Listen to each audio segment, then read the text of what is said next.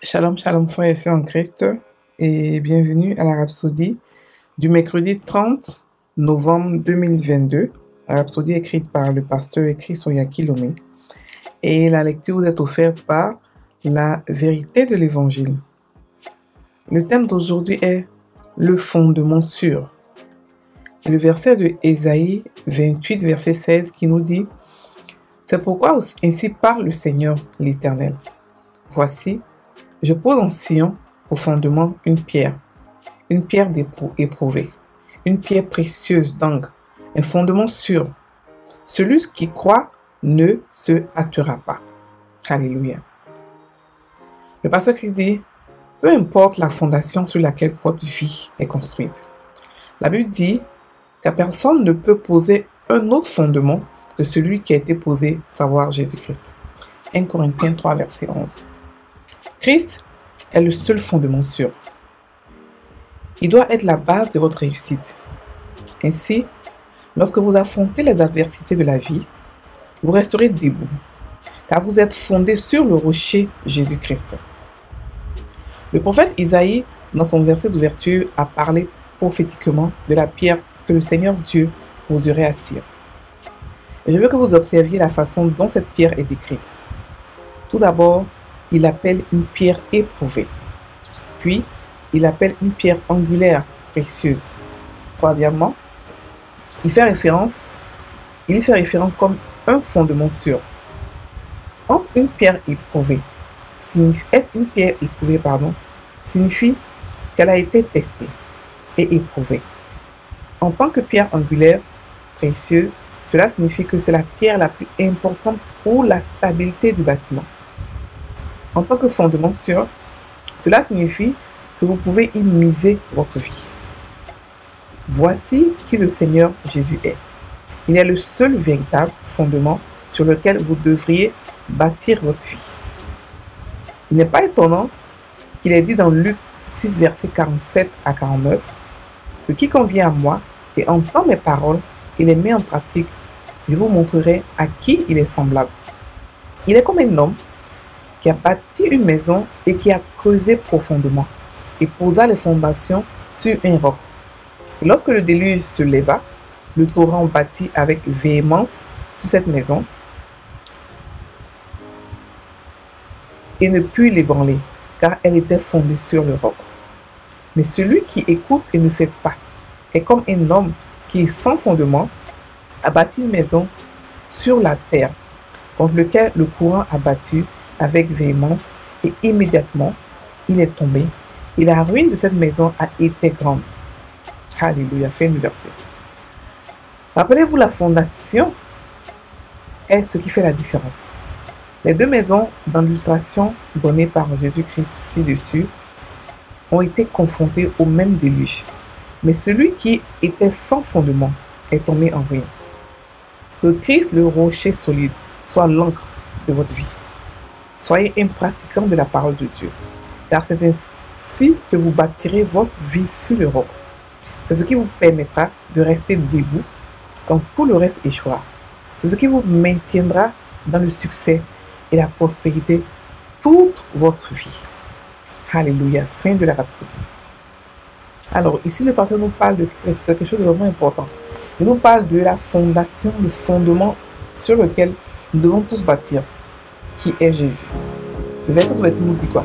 Il nous dit, c'est pourquoi ainsi parle le Seigneur l'Éternel. Voici, je pose en Sion pour fondement une pierre éprouvée, une pierre précieuse d'encre. Un fondement sûr, celui qui croit ne se hâtera pas. Ici, il nous dit que à Sion c'est le royaume des cieux. Il a mis en Sion pour fondement une pierre, c'est-à-dire que Christ est la pierre. Christ est la pierre angulaire, la première pierre. Il faudrait que vous d'abord sachiez que nous sommes tous des pierres.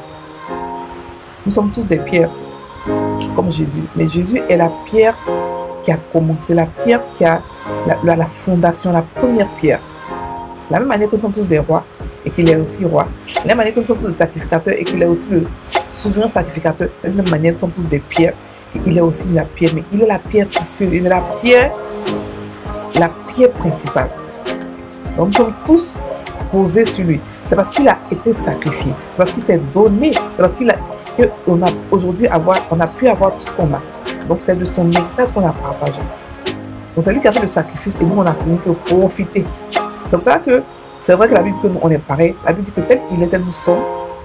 Mais la différence est qu'il est le maître et nous sommes ceux qui le suivent, ceux qui le copient.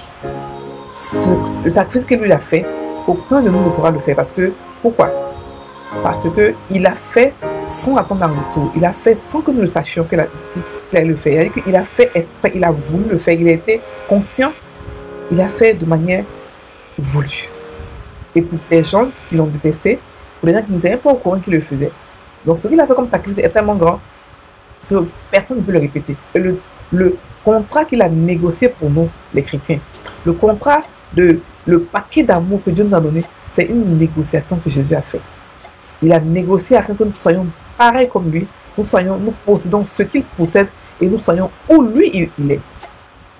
Donc nous devons comprendre que on est basé sur une fondation, une pierre qui a été effectivement éprouvée, une pierre qui a montré ses preuves, une pierre pour laquelle on ne peut pas, à cause de laquelle on ne peut pas être vaincu ou des victimes.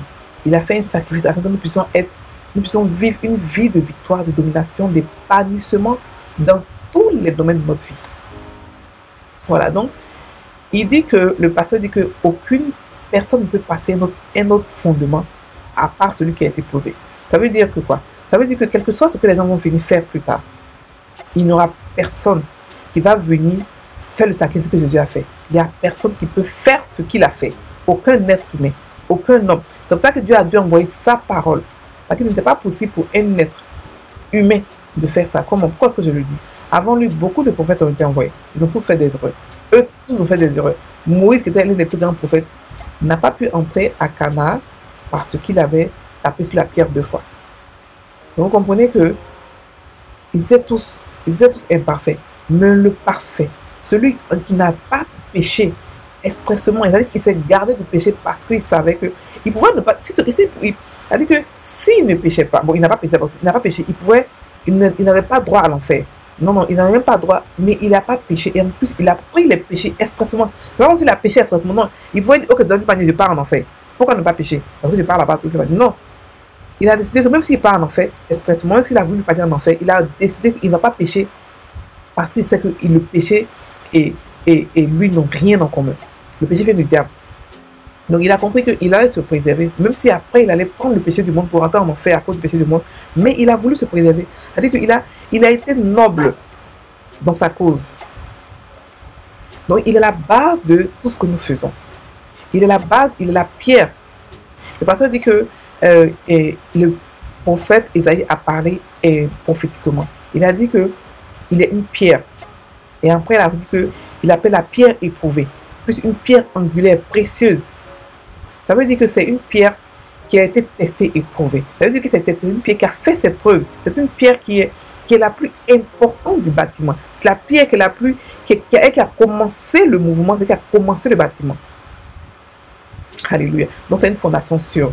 Et le pasteur nous explique, ici le verset le Luc 6, verset 47 à 49, nous explique que si deux hommes bâtis, un bâti sur la pierre et un bâti sur la terre. Et celui qui bâtit sur la terre, les deux, il y a eu un torrent, il y a eu un déluge. Et celui qui a bâti sur la terre, sa maison a été démontée, détruite. Pourquoi? Parce qu'il a bâti sur la terre. Mais nous bâtissons sur qui? Sur Jésus.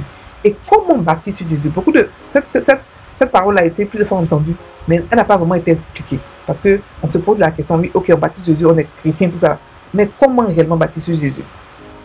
Bâtir sur Jésus, c'est pratiquer la parole, c'est la méditer, l'étudier, comprendre que tout ce qu'on prend comme décision, c'est basé sur la Bible, les paroles bibliques, les paroles de Dieu. Ça veut dire que c'est inspiré de Dieu. Ça veut dire que vivre comme Jésus c'était, parce qu'il vit en nous, on vit en lui. Vous comprenez?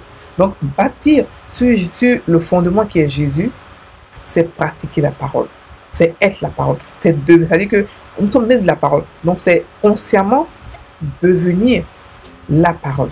Consciemment garder la parole dans son cœur, consciemment la tester, la pratiquer, la méditer, l'étudier, l'aimer, honorer Dieu. honorer sa parole. Avoir avec le Saint-Esprit une communion et aussi la parole, une communion. Alléluia. Donc maintenant que vous savez qu'avec cela, vous allez toujours être un succès et avoir une prospérité à vie, vous pouvez commencer dès maintenant à méditer la parole, à l'étudier, à l'aimer, à honorer la parole.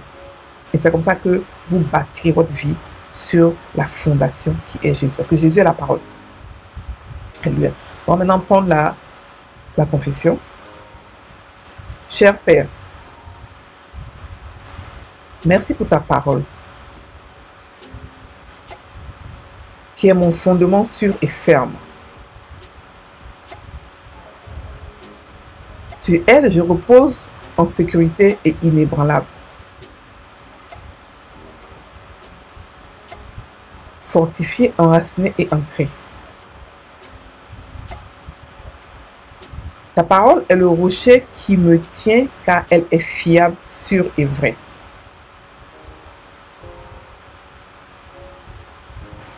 Merci Seigneur pour ma vie triomphante.